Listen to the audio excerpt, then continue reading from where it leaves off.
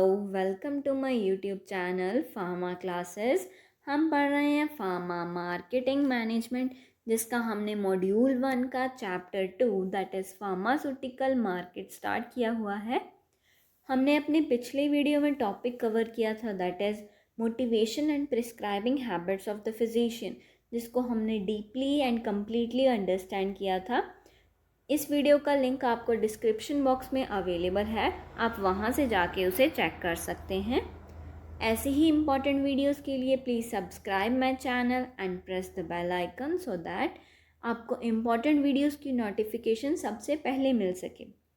आज स्टार्ट कर रहे हैं हम अपना next topic that is patient choice of physician. अब कोई भी पेशेंट है, अगर उसे डिसीज़ है और कोई प्रॉब्लम है तो क्या है कि वो किसी फिजिशियन के पास जाएगा। अब वो किन फैक्टर्स के बेसिस पे किसी एक फिजिशियन के पास जा रहा है, किन फैक्टर्स को वो देख के रिसर्च करके उन फैक्टर्स के बेसिस पे देन क्या है कि वो एक फिजिशियन को चूज़ करता है फॉर हिज ट्रीटमेंट, ठीक है ना। अब वो कौन कौन से फैक्टर्स हैं जिनके बेसिस पे वो अपनी चॉइस जो है एक फिजिशियन के लिए रखता है, वो फैक्टर्स को आज हम डिस्कस करेंगे, ठीक है। अब कोई पेशेंट है, ठीक है, वो कौन कौन से फैक्टर्स से जो है अपने फिजिशियन को चूज़ कर सकता है। दैट इज़ फर्स्ट आ गया हमारे पास डिग्री और क्वालिफिकेशन ऑफ फिजिशियन। अब वो फिजिशियन जो है उसके पास कौन सी बेसिक जो है क्वालिफिकेशन है, उसके पास कौन सी टेक्निकल क्वालिफिकेशन है, क्या उसकी स्पेशलिटी है, ठीक है ना। ये सारे बेसिस पे क्या है कि कोई पेशेंट है वो अपने जो है प्रायोरिटी मेकअप करेगा कि हाँ कौन से फिजिशियन के पास मुझे जाना है।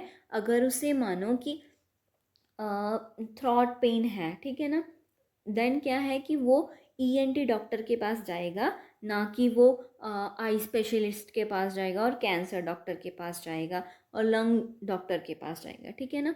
ये नहीं है। अब क्या है कि उसकी क्वालिफिकेशन जो है वो मैटर करती है, क्योंकि उसकी डिसीज़ क्या है वो दोनों को कंपेयर करता है कि उसकी डिसीज़ क्या है। अगर तो क्या है कि उसे थ्रॉट पेन है तो वो ईएनटी के पास जा रहा है। अगर तो उसमें उसको क्या है कि विजन प्रॉब्लम है, देन क्या है कि वो उसकी स्पेशलिटी जो है फिजिशियन की, आई जो डॉक्टर है, ठीक है ना, उसके पास जाएगा। यही है हमारे पास कि उसकी जो बेसिक क्वालिफिकेशन है उसके बेसिस पे वो चूज़ करता है, उसकी स्पेशलिटी क्या है वो चूज़ करता है कि मुझे अब किस डॉक्टर के पास जाना है सो दैट मेरा ट्रीटमेंट जो है अच्छे से हो सके, ठीक है। सेकेंड पॉइंट आ गया हमारे पास availability of physician. The clinic time and availability of physician is the one of the most important factor that alters the patient's choice. The regularity, sincerity and dedicated approach of a physician that make him superior fit for any patient. अब availability, अब क्या है कि कोई physician जो है कितने time तक जो है अपने क्लिनिक में अवेलेबल है टू द पेशेंट्स, ठीक है। अगर क्या है कि पेशेंट 9 to 5 जॉब कर रहा है कोई, ठीक है, तो क्या है कि वो 5 o'clock के बाद आ रहा है, तो क्या फिजिशियन उसको अवेलेबल होगा कि नहीं होगा, वो भी बेस्ड होगा क्या वीकेंड डेज पे, ठीक है ना, वो अपनी सर्विसेज प्रोवाइड कर रहा है टू द पेशेंट्स की नहीं कर रहा, ठीक है ना।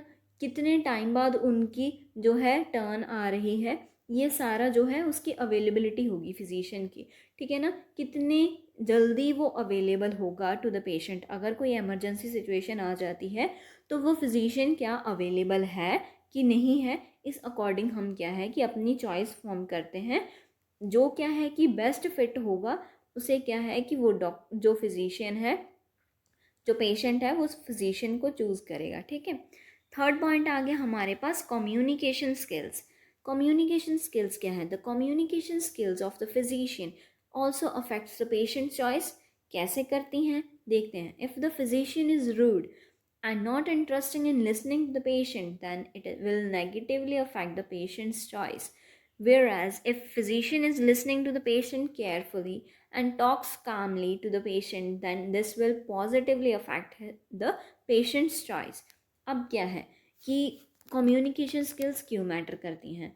अगर तो क्या है कि पेशेंट आ रहा है फिजिशियन के पास, पहले तो क्या आ गया कि अवेलेबिलिटी होगी तो ही वो क्या है कि फिजिशियन तक पहुंच पाएगा। ठीक है, ठीक है, पहुंच गया अभी तो क्या है, अब वो क्या है अपनी जो डिसीज़ है उसे, कौन सी प्रॉब्लम है उसे डिस्क्राइब भी तो करेगा।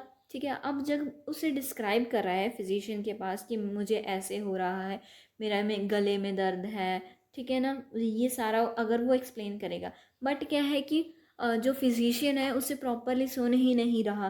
ठीक है ना, वो क्या है कि पेशेंट पे नेगेटिव इफेक्ट डालेगा, जिस पे क्या है कि उसकी चॉइस जो है वो नेगेटिवली अफेक्ट हो जाएगी, वो उसकी प्रायोरिटी पे बिल्कुल नीचे चला जाएगा।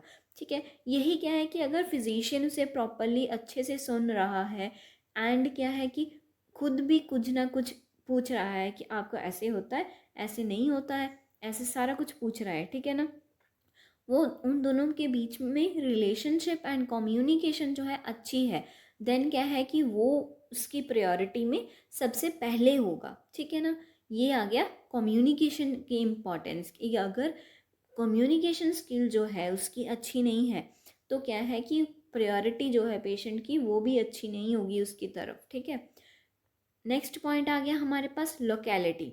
ठीक है, अब patient wants that clinic should be available in good and approachable location which made it easy for the patient to reach even with easy mode of transportation।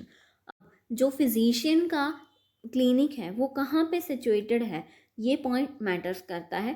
ठीक है, पहले तो हम इसमें कैसे मैटर करता है ये देखते हैं। फर्स्ट फैक्टर आ गया कि वहाँ तक क्या है कि कोई हो सकता है ट्रांसपोर्टेशन फैसिलिटी वहाँ तक है या नहीं है। अगर क्या है कि वो खुद के व्हीकल पे पेशेंट नहीं है, देन क्या है कि क्या वो ऑटो से, रिक्शा से, बस से वहाँ तक जा सकता है या नहीं जा सकता, क्या उसे वहाँ तक बहुत दूर तक चल के जाना पड़ रहा है।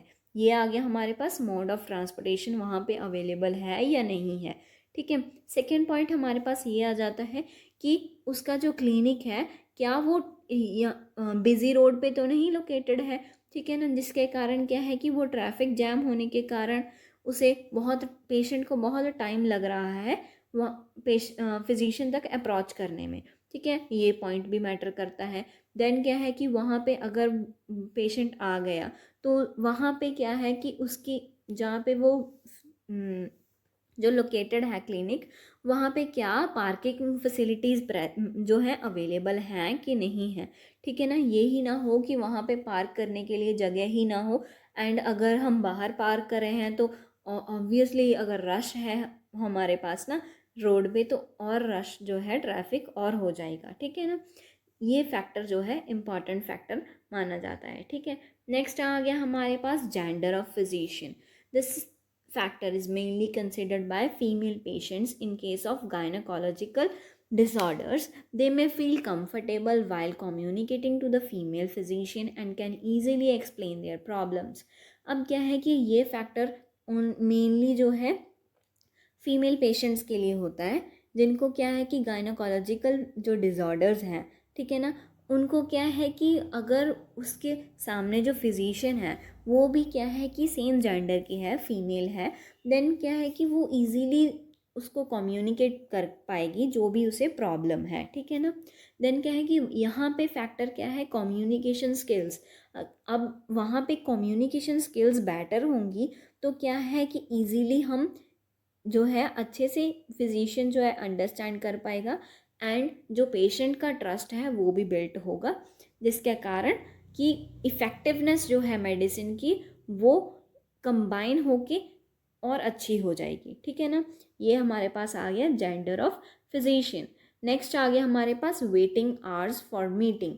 अब क्या है कि हम आके बैठे हुए हैं एंड 2-4 घंटे बीत गए, अभी तक हमारी टर्न ही नहीं आई फिजिशियन के पास। ठीक है, फिजिशियन बहुत टाइम लगा रहा है या उसके पास रश ही इतना है कि हमारी टर्न आने में बहुत ज़्यादा टाइम लग रहा है। ठीक है, ये पॉइंट है हमारे पास वेटिंग आवर्स। ठीक है, large rush and flooded clinics are avoided by the patients because of long waiting hours. अब क्या है कि जहाँ पे ज़्यादा रश है, ठीक है ना, वहाँ पे मोस्टली जो है पेशेंट्स वो अवॉइड करते हैं जाना है। क्यों? क्योंकि वहाँ पे वेटिंग आवर्स बहुत होते हैं एंड पेशेंट्स बैठे बैठे थक जाते हैं, बट उनकी टर्न जो है वो नहीं आती वहाँ पे, ठीक है। नेक्स्ट पॉइंट आ गया हमारे पास expected expenses of fee and medication. अब बात आ गई, हमें प्रिस्क्रिप्शन भी मिल गई, ठीक है ना, हमने मेडिसिन लेनी है अभी। देन क्या है कि अगर तो हम जैसे बोलते हैं ना, हमने अपॉइंटमेंट जो है वो लेनी होती है डॉक्टर से, ठीक है ना। देन क्या है कि वो पर्ची भी काटते हैं, उसकी भी फीस होती है, कंसल्टेशन फीस होती है, ठीक है, मेडिकेशन फीस तो होती ही होती है, ठीक है ना। अब अगर वो उस कंसल्टेशन फीस को ही ज़्यादा कर देता है तो क्या है कि मेडिकेशन की फ़ीस भी ज़्यादा है, जिससे क्या है कि एक्सपेंस जो है बहुत इंक्रीज़ हो जाता है। सब पेशेंट्स के बस में ये बात नहीं होती कि वो इतना एक्सपेंस जो है उसे पे कर पाए, ठीक है ना। सो क्या है कि मोस्टली पेशेंट्स उनको ही प्रेफर करेंगे, उन फिजिशियंस को ही प्रेफर करेंगे जिनकी कंसल्टेशन फ़ीस कम हो। एंड चलो मेडिकेशन फ़ीस तो होगी ही, ठीक है ना, कंसल्टेशन फ़ीस एटलीस्ट कम हो, ठीक है। अब यहाँ पे भी यही लिखा है, higher is the consultation fee and medication fee then physician is less preferred by the patient. अब वो लेस प्रेफर किया जाएगा पेशेंट के द्वारा। ऑल दीज फैक्टर्स जो हैं हमारे पास, ये कंसिडर किए जाते हैं while selecting any physician bye the patient, ठीक है ना। कोई भी पेशेंट है उसे सिलेक्ट करना है फिजिशियन, तो ये फैक्टर्स को उसको माइंड में रख के ही वो सिलेक्ट करता है। देन क्या है कि वो ट्रीटमेंट जो है उसे उस फिजिशियन से लेता है, ठीक है। ये हो गया हमारे पास पेशेंट चॉइस ऑफ फिजिशियन। हम अपना नेक्स्ट टॉपिक जो है हम अपनी नेक्स्ट वीडियो में करेंगे। So thank you for watching this video, please subscribe my channel and press the bell icon. Thank you.